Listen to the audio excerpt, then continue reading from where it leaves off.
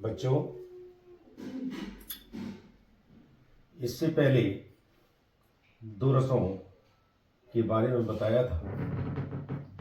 शेष रस में आज प्रारंभ कर रहा हूं।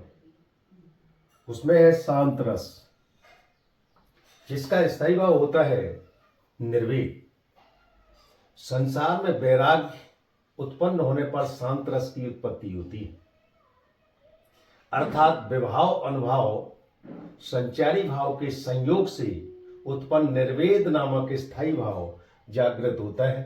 वहां शांत रस की निष्पत्ति होती है। जैसे अवलों नसानी अब न नसई हो, राम कृपा भव निशा से रानी, जाके फिर न डसई हो। ये तुलसीदास का है ये पद। उसमें से दो पंक्तियां शांत रस की प्रस्तुत हैं। इसके नेक्स्ट है हास्य रस, जिसका स्थायी भाव होता है हास। हास का मतलब जान गए प्रसन्नता, हास्य, यानी किसी विकृत रूप या आकार, वेशभूषा, वाणी या चेहरा या चेष्टाओं आदि को देखकर हास नामक स्थायी भाव अर्थात विभाव अनुभाव संचारी भाव के संयोग से हास्य रस उत्पन्न होता है। जब हम कहीं पर जोकर देखते हैं, उसकी वेशभूषा देखते हैं, तो हमारे मन में एक प्रसन्नता, हास्य नामक स्थायी भाव उत्पन्न होता है। जैसे यहाँ पर एक उदाहरण में तुलसीदास का ही दे रहा हूं कि बिंद के वासी उदासी तपोव्रत धारी, महाविन नारी दुखारे, गौतम तीय तरी तुलसी सुकथा सुनिभे मुनि वृंद सुखारे। हुई शिला सब चंद मुखी पद से पद मंजुल कंज तुरारे, और की निभली रघुनायक जू करुणा कर कानन को पगधारे। ये सवैया है जो तुलसीदास का है। इसका मैं आपको अर्थ समझा रहा हूं कि विंध्याचल पर रहने वाले जो सन्यासी लोग थे, वह मन ही मन में बहुत प्रसन्न हो रहे थे। उन्होंने सुन रखा था कि श्री राम इधर पधारे हुए, और एक कहानी उन्होंने सुन रखी थी कि उनकी चरण रज मात्र से एक शिला भी नारी बन जाती है। और सन्यासी लोग, वहां नारी कोई उपस्थिति नहीं थी, अतः बहुत प्रसन्न होते हैं। तो यहां पर हास्य रस है। अब आता है करुण रस, जिसका स्थायी भाव होता है शोक। शोक समझ रहे होंगे, दुख, यानी बंधु का विनाश, वियोग, द्रव्यनाश, प्रेमी से सदैव के लिए बिछोह से शोक नामक स्थायी भाव उत्पन्न होता है। वहां करुण रस की निष्पत्ति होती है। किसी बहुत बड़ी घटना होने पर वहां भी करुण रस उत्पन्न हो जाता है। किसी काव्य, नाटक या रचना को देखकर, सुनकर, जब ऐसी स्थिति होती है, देखिए सुनिए इसका उदाहरण।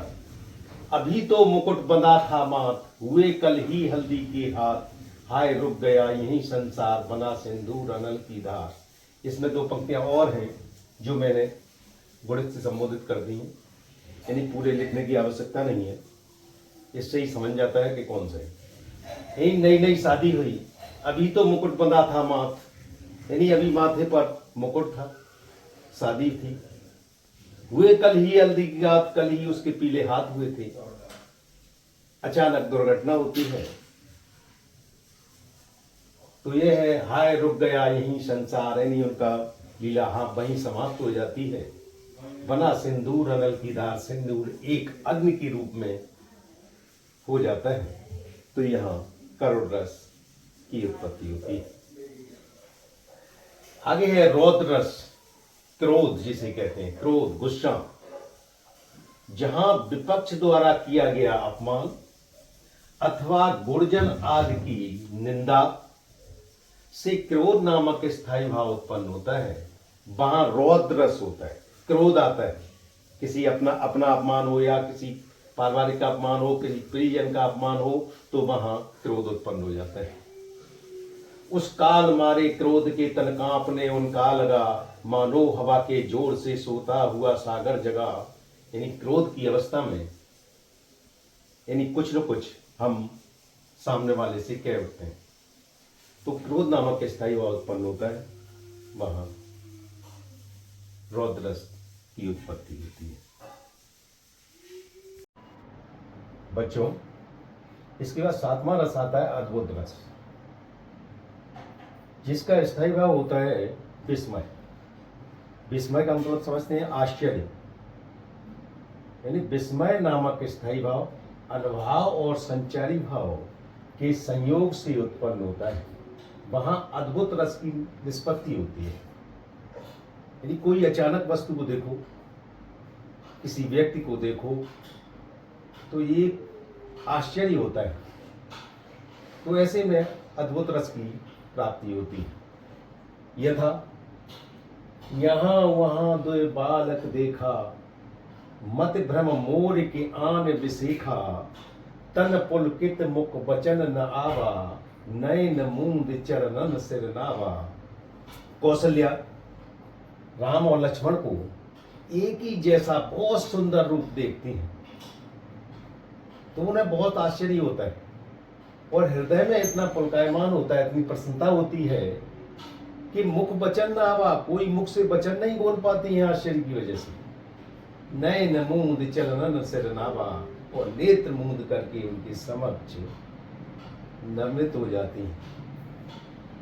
अब ये आठवां रस है अगला, विभत्स रस, जिसका स्थायी भाव होता है जुगुप्सा।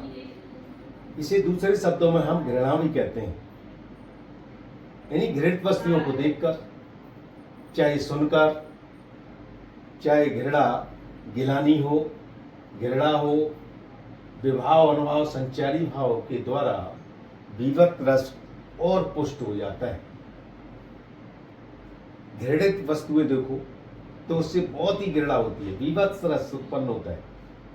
एक उदाहरण दे रहा हूं, सिर पर बैठो काग दो आंख निकारत, खींचत जीवन स्यार, अतः आनंद उर्धारत। और गीद जांग को खोद खोद के मांस उखारत, और श्वान मुरन काट काट के खान विचार। इसका अर्थ समझना, स्वयं ही घृणा हो जाएगी।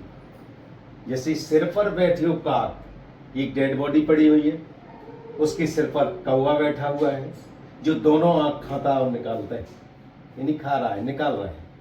खींचत जीवन से यार, उधर से कोई गीदड़ आता है, उसकी जीभ को खींच रहा है, बहुत आनंद प्राप्त उसे होता है। गीद आ जाते हैं, गिद्ध जिसे कहते हैं, उनकी जंघाओं का मांस निकाल निकाल के खाते हैं। उधर से कुत्ते आते हैं, उनकी उंगलियों को काट काट करके खाते हैं। कितना घृणित दृश्य है। ऐसे विभत्स रस की उत्पत्ति होती है। अब लास्ट नौवां रस है भयानक रस। भय नामक स्थायी भाव विभाव अनुभाव संचारी भाव के संयोग से उत्पन्न होता है, वहां भयानक रस की निष्पत्ति होती है। भयानक जान गए होंगे, भय यानी भय उत्पन्न हो। एक उदाहरण दे रहा हूं मैं, एक और अजगर लख, एक और मृगराय, और विकल बटोही बीच ही पर्यो मूर्छा खाए। एक पथिक है, रास्तागीर है, एक और तो अजगर सर्प है, और एक और शेर है, उसके बीच में वो पथिक फंसा हुआ है। तो क्या होता है कि विकल बटोही बीच ही, वह बीच में फंसा हुआ है, पर्यो मूर्छा खाए, किधर जाए, अतः वो मूर्छित होकर के वहीं गिर पड़ता है। ये भय नामक स्थायी भाव उत्पन्न हुआ, भयानक रस की उसकी निष्पत्ति हुई। एक 10वां रस माना गया है वत्सल रस, जिसका स्थायी भाव होता है वात्सल्य, यानी माँ बेटे का प्रेम हो। तो बहुत ही अच्छी तरह से एक उदाहरण दूंगा, पहले परिभाषा देख लें। जहां विभाव अनुभाव संचारी भाव के संयोग से वात्सल नामक स्थायी भाव उत्पन्न होता है, वहां वत्सल रस की निष्पत्ति होती है। यशोदा है, श्री कृष्ण को गोद में लिए हुए है, खिला रही है। यशोदा हर पाल ने झुलावे, यानी यशोदा माँ हरि को अर्थात श्री कृष्ण को पलने में झुला रही और बहुत मस्त होके हलरावे दुलरावे मलावे, यानी हलाती है, दुलारती है, मलार गाती है। जो सोए कछुआवे, जो कुछ मन में आता है सो उसे प्रसन्न करने के लिए वो है करती है। अतः यहाँ वत्सल रस की उत्पत्ति होती है। धन्यवाद बच्चों। अगली वीडियो में मैं रस हो चुके हैं पूरे, और अगली वीडियो होगी उसमें मैं अलंकार की मैं विस्तृत जानकारी दूंगा। उसके लिए आप मुझे लाइक करें, सब्सक्राइब करें। धन्यवाद।